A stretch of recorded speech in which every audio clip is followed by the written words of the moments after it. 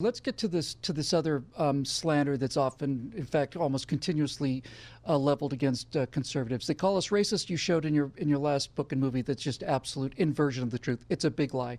They call us fascists and Nazis too. I'd like to start with fascists because everybody knows the story of the Nazis, but the Nazis were preceded by an entire political movement, weren't they? Yeah, the Nazis were actually not, they didn't call themselves fascists. Hitler very rarely used the term fascism. If you read Mein Kampf, Hitler's autobiography, the word fascism almost never appears in the entire book. Mussolini was the quintessential fascist, and he came to power in the 1920s, a full decade before Hitler. Now, fascism for Mussolini had a very clear meaning. Fascism was the ideology of the centralized state. Mussolini goes everything in the state and nothing outside the state. And what Mussolini meant is that the state needs to control the private sector, state directed capitalism. And moreover, the state needs to run your private life. And this clearly sounds a little bit more like the platform of the Democratic Party than it does the platform of the Republican Party. It absolutely does, doesn't it? Funny how that works. I'd like to talk about another thing about the word fascism and so on that I think further bolsters this case. And to do that, we have to take a look at the image, sort of the logo that Mussolini chose for fascist Italy during the years that he was dictator. There you can see it right now. It's an odd-looking thing. Most people look at it and have no idea what it is, but it's actually really interesting. In Italian, it's called a fascio. In Latin, it's called fasces, and it means a bundle of sticks. You can see it's a bunch of sticks tied together by ropes and strings there. So why on earth would Mussolini choose the word fascist? Where did it come from? It came from a bundle of sticks. His entire argument was the collectivist argument. He was saying individual people are like individual sticks. You can break them very easily, but if you bundle them all together and lump them together and have the state bind them together, then they're unbreakable. So the entire word fascism, Dinesh, is essentially a synonym for collectivism. And the history of Mussolini proves that. Mussolini was a Marxist. He was with Gramsci, the most famous Marxist in Italy.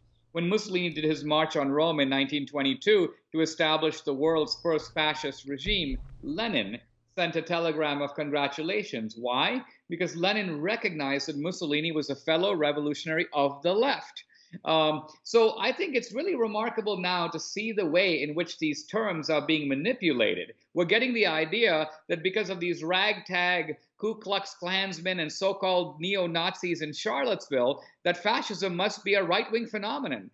Because why else would they be chanting "Hail Trump" and so on?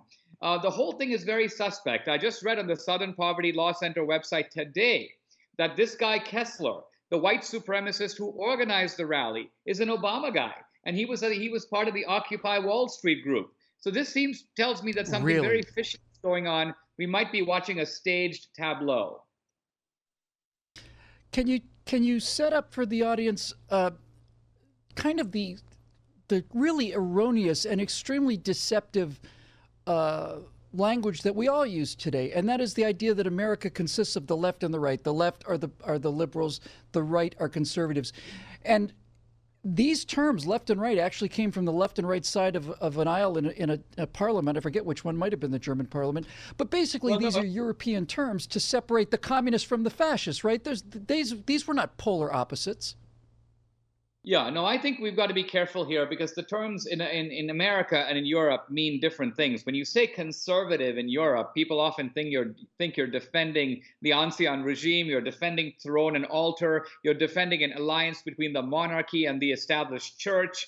Now, in America, none of this is even relevant. In America, if you draw a straight line, on the one side is the power of the state, collectivism.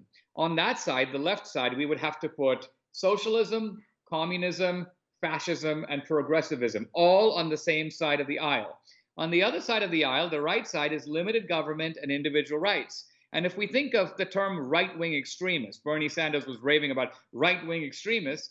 A right-wing extremist is somebody who wants so much individual rights and the government to be so small that there's virtually no government at all, a kind of libertarian anarchist.